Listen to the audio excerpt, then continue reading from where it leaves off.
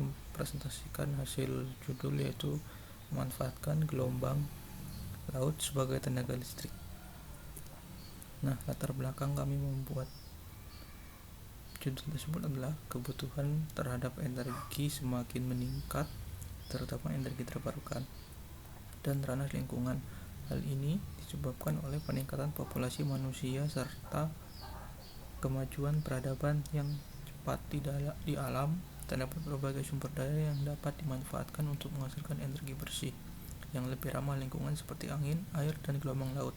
Sebagai negara maritim, Indonesia memiliki peluang yang besar untuk mengembangkan energi yang bersumber dari gelombang laut.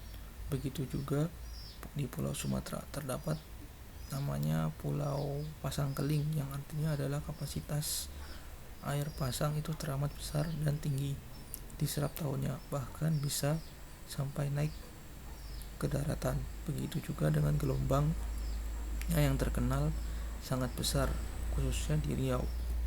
Nah, solusinya pada dasarnya gelombang laut menyimpan energi kinetik dalam jumlah besar yang dapat dikonversi menjadi energi listrik. Muka air laut selalu mengalami osilasi atau gerakan naik turun, sehingga energinya dapat dimanfaatkan untuk menggerakkan generator. Berdasarkan konsep ini, Larsita dan tim menciptakan alat yang bernama Double Turbine Wave Energy. Nah, prinsip kerja tersebut ini adalah pemanfaatan energi pada gelombang laut untuk menggerakkan generator pembangkit listrik. Nah, saat diletakkan di permukaan laut, alat ini akan dapat tekanan dari permukaan gelombang laut yang naik. Akibatnya, udara di sekitar alat itu akan terdorong masuk ke dalam alat. Hal ini terjadi karena alat ini memanfaatkan sistem oscillation water column yang menggunakan sistem kedap udara di dalamnya. Pada sistem ini, bagian dalam kolom yang terdapat di dalam alat ini memiliki tekanan yang lebih rendah sehingga udara di sekitar dapat terdorong masuk ke dalam alat. Selanjutnya, udara yang telah masuk ke dalam alat akan menggerakkan turbin yang terdapat dalam alat. Turbin tersebut dihubungkan dengan generator, sehingga generator juga bekerja ketika udara masuk ke dalam alat. Dengan demikian, generator dapat menghasilkan energi listrik. Nah, target untuk penetapan harga berdasarkan segmentasi pasar yang dipilih, maka targeting yang dituju yaitu kepada semua kalangan serta masyarakat kalangan menengah bawah, semua usia, baik pria maupun wanita yang berada di lingkungan Sumatera, Riau atau Ropat. Pemilihan strategi mengenai produk dan distribusi menetapkan pedoman untuk strategi harga maupun strategi promosi, mutu dan ciri produk, tipe saluran distribusi, para pengguna akhir yang dilayani, dan fungsi-fungsi perantara semua membantu menetapkan tarif harga.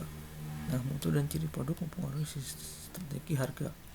Sebuah produk bermutu tinggi mungkin memerlukan harga yang tinggi untuk mengembangkan prestasi di pasar.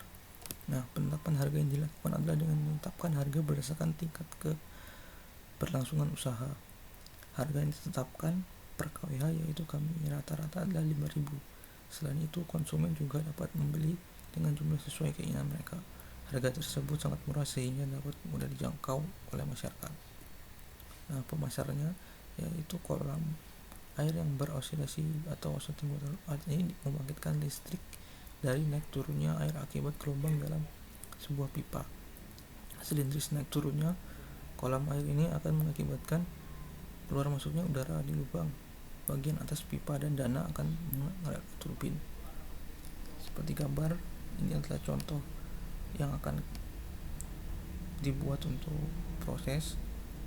Kemudian, di samping nilai ekonomis yang cukup menjanjikan, ada hal lain yang dapat memberikan keuntungan di bidang lingkungan hidup. Energi ini lebih ramah lingkungan, tidak menimbulkan polusi udara, emisi CO2 maupun polusi visual, sekaligus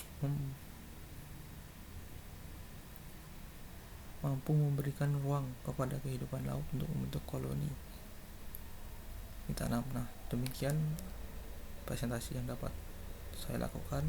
Kurang lebihnya mohon maaf. Wassalamualaikum warahmatullahi wabarakatuh.